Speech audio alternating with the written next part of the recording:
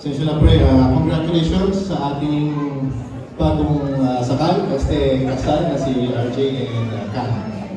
Pasensya na pre, konti lang yung message na i-prepare ko. Siguro just a short story. Si RJ, kasama ko yan since college. And isa sa mga nagustuhan ko dyan is yung commitment niya. Kaya nung few years back, nakakwento niya na about kay Kat, alam ko na sikat talaga yung the right one. Tapos, pagdating sa mga projects,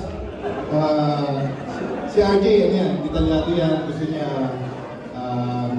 may plano, ano yung materials, kaya yun, alam ko magiging successful itong wedding ito.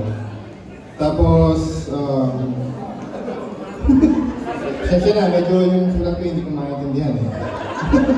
Ayun, ang wish ko lang sa inyong dalawa is palagi niyong pipiliin yung sarili niyo.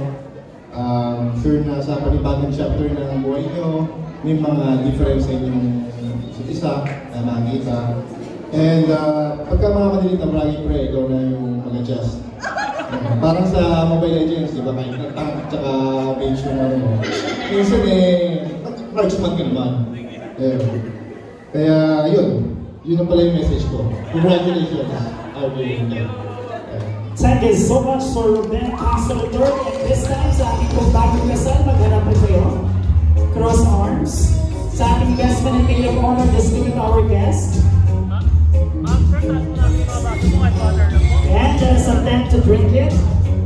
Okay, so ladies and gentlemen, for those who do have glasses, can you please hold it for the meantime? Ladies and gentlemen, for the success and happiness of our new couple. Cheers, everyone!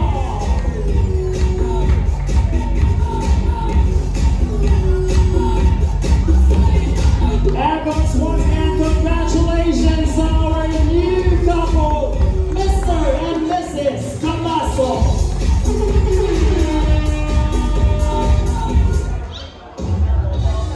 And of course, sa ating pong bagong kasal, maaari na po tayong tumugo.